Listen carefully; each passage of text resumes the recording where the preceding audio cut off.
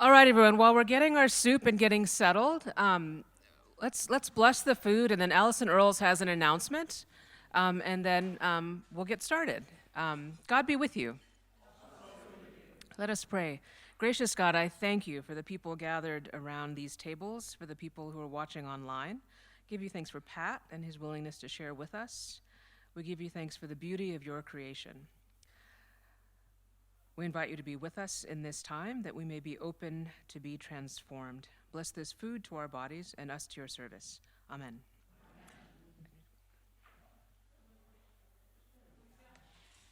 Greetings, everyone. On behalf of the Daughters of the King, I'd like to make sure everyone knows they are very, very welcome to come to our Lenten Quiet Day. We are having this Quiet Day this Saturday. Delicious baked goods provided by the daughters will start at 8 o'clock. The program starts at 8:30. Winnie is leading our Quiet Day. And there'll be time for meditation. There will be communion, and we will have lunch, and it will be a wonderful event. It is for everyone, and it is sponsored by the Daughters of the King. If you're a daughter, you want to raise your hand if your daughter's in the room. You can talk to any of us. Thanks so much.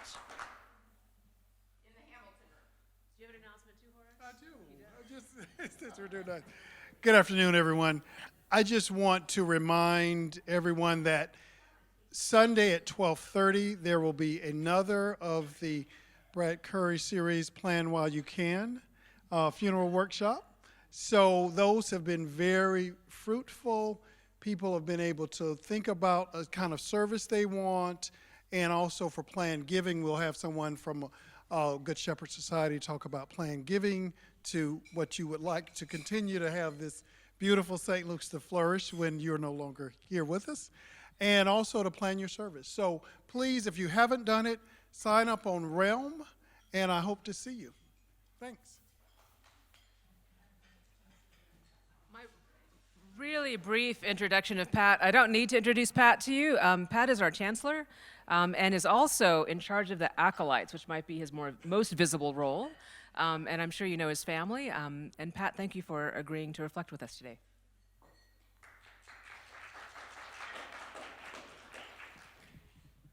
Thanks. Hi.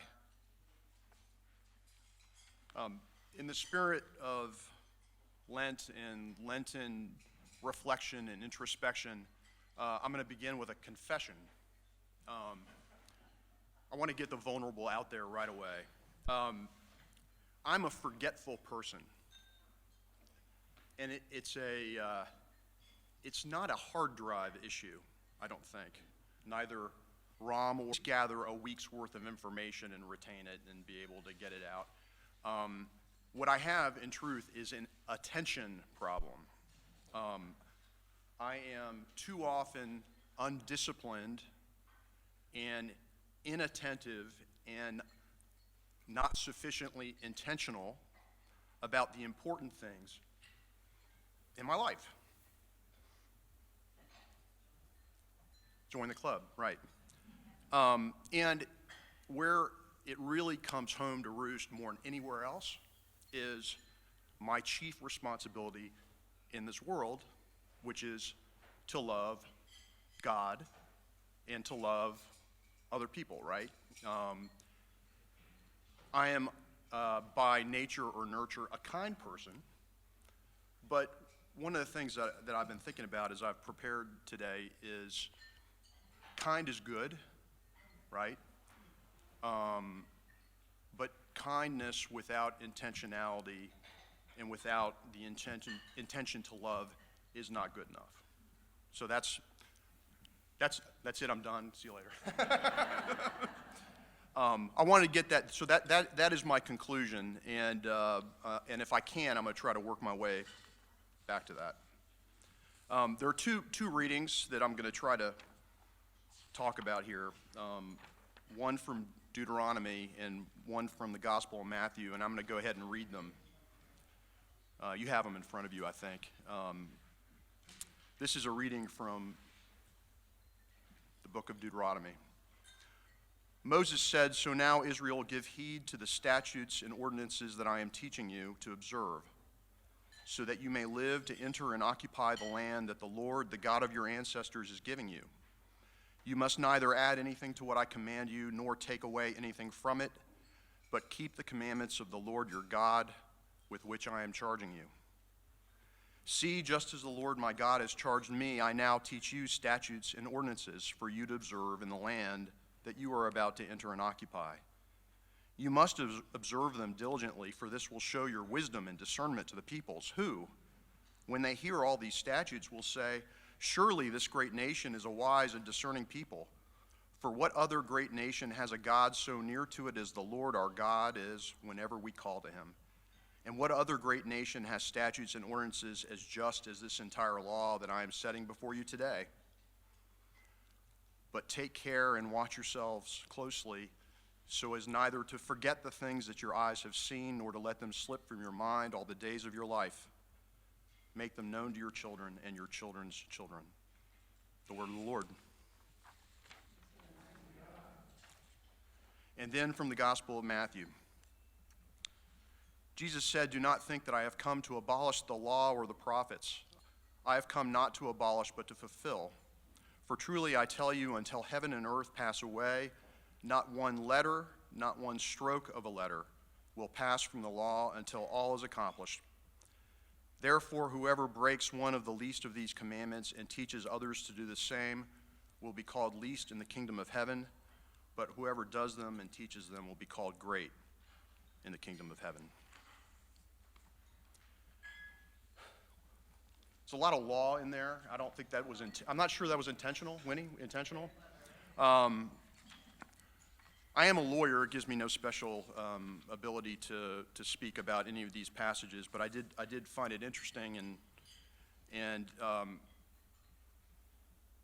guess to begin with the Old Testament reading, I don't know about you, but I found that my biblical literacy with respect to the Old Testament was very, very poor as a young person, and it wasn't until I did my EFM course of study. I see some of my EFM sisters out there.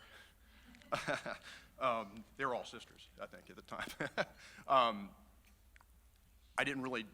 not sure I'd actually read the whole Old Testament. So now whenever I, start to try to think about an Old Testament lesson, I find myself cheating by going and trying to figure out, okay, where are we in this history of the people that we're talking about, because it's often very, very hard to parse just by reading the words. So I'm going to give you in about 2 minutes the history of the Israel people, starting from late Exodus through Deuteronomy. So I'm just going to cover about 4 books in about 2 seconds. Here's where we are. So to get to Deuteronomy, we start with Moses has led the Israelites out of bondage in Egypt to Mount Sinai. And while they are out at Mount Sinai, Moses receives the 10 Commandments and the statutes and the ordinances that Moses is now talking about in Deuteronomy 3 books later. Okay? Before I go on, I want to do something that's kind of fun and actually will make me a little bit less vulnerable for a second. Do you remember a few years ago there was a congressman who went on the Colbert Show, and he was kind of a one who practices his piety in front of others. I think is that type. And the first question that Colbert asked him was, "Can you please name the 10 Commandments?" Do you remember that? Let's do it. Do you think we can do it? Huh? But I want to see if we can do it. Yeah. Give me a minute. No, you don't have to do them all. Just we can just call them out. This will be fun. Which one? All right. No false idols. Hang on. I'm gonna check that one off. Ooh, that's good. Let me note that Allison Earls is singing them, which I think is cheating.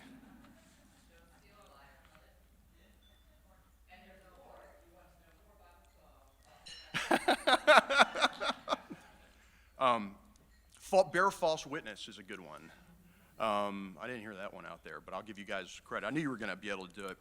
So Moses delivers the Ten Commandments to everybody.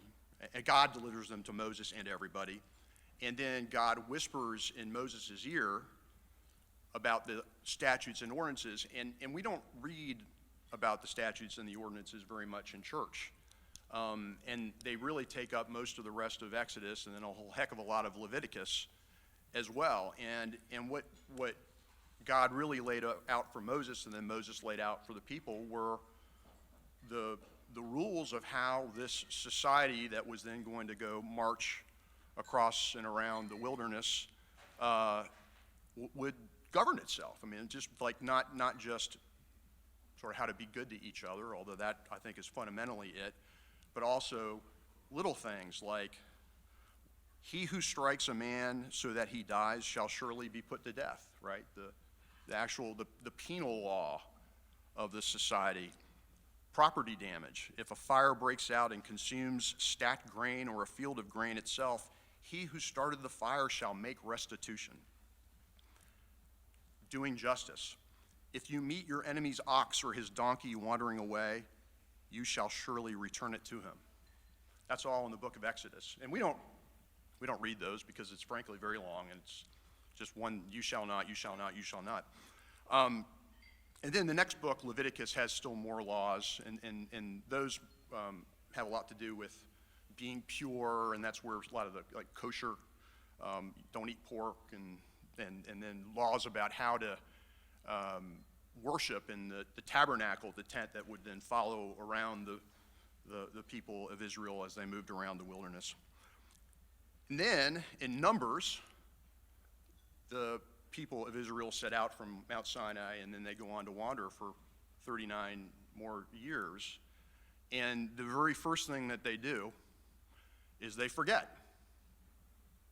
They forget to follow the law that God sets out, and God says, well, and not only, they don't forget just to follow the law, they forget that God has promised them that they will make it to the promised land, and they doubt that.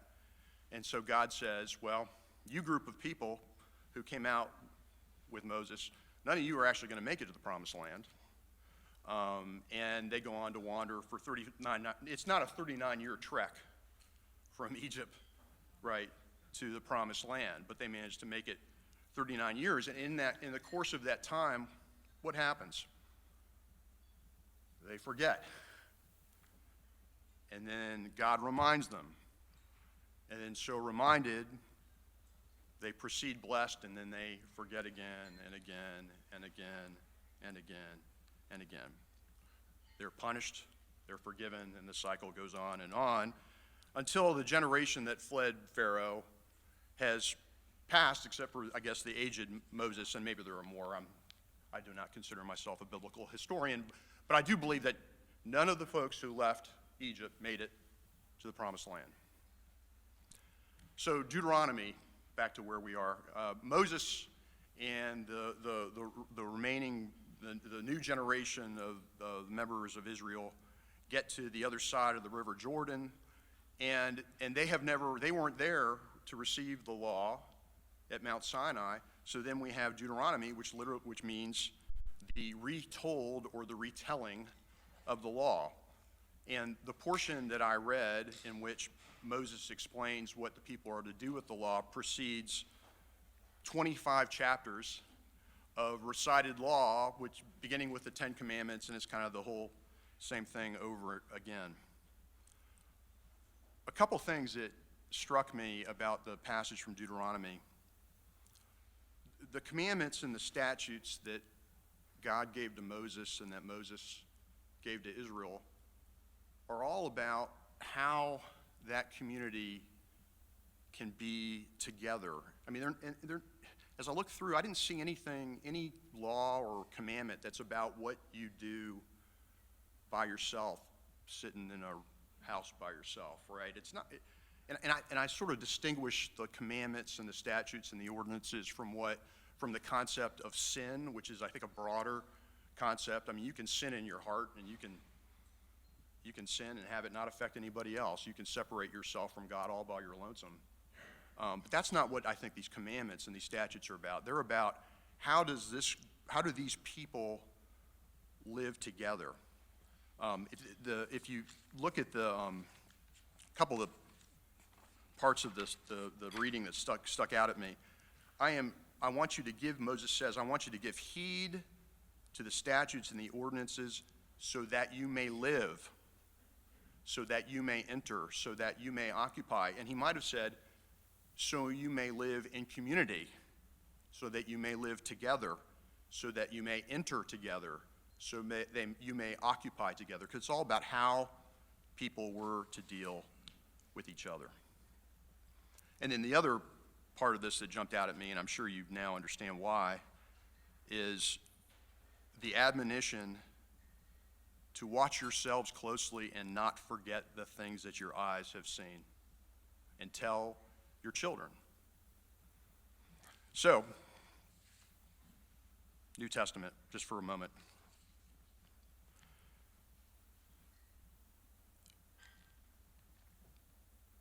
Jesus, there's probably a word for this type of teaching, but a lot of times, at least to my untrained theological mind, Jesus kind of says one thing but means something else, right? There's probably a Greek word for that. Jesus says,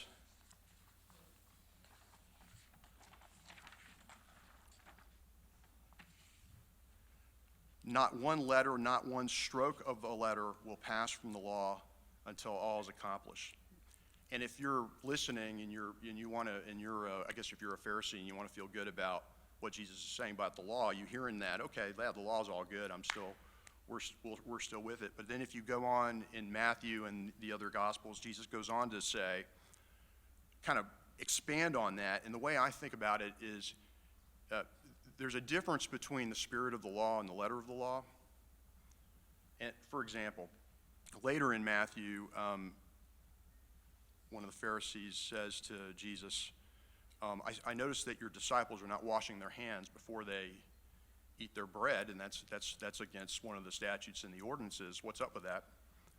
And Jesus says, well, what really matters is not what comes from outside and you take in, but is what is inside and then comes out. So the spirit of the law is to act lovingly, and therefore if you take in something that is not follow the letter of the law, that's okay. It's sort of what I take from that. And so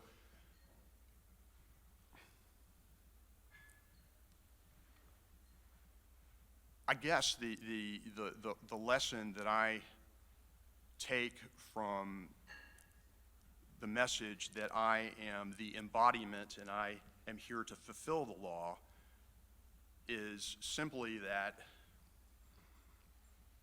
all of the lessons from the Old Testament in the law and the prophets are really all about love. And what Jesus is saying is, I am here as the physical embodiment of that love. And that's the bottom line. And my takeaway from the Testament and just my own thinking about this is that's just what we're called to do.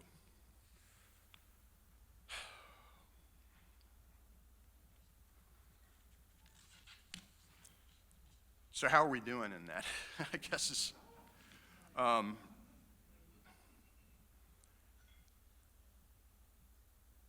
I and this is kind of where I began.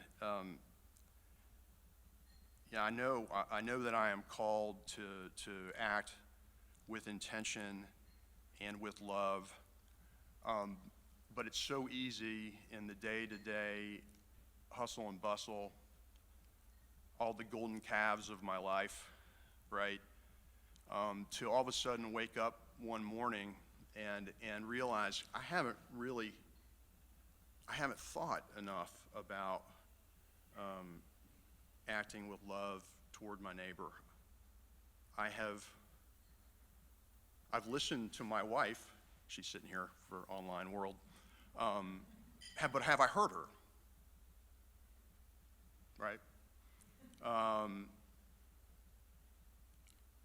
I've gone through my day, and have I remembered to look for the presence of God in the world? Because the truth is, I think that when you are intentional about looking for God in the world and in your friends and in your family, you can't help but love them, right?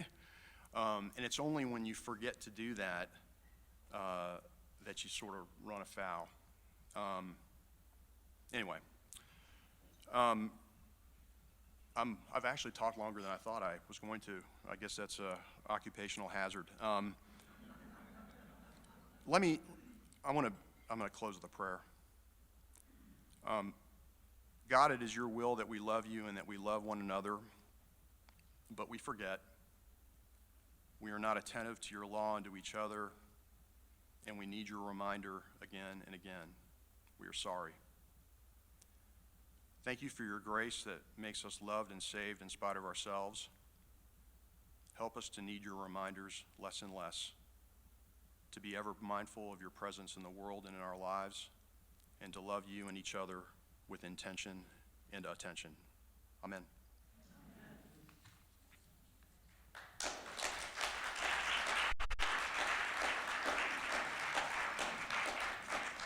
Thank you.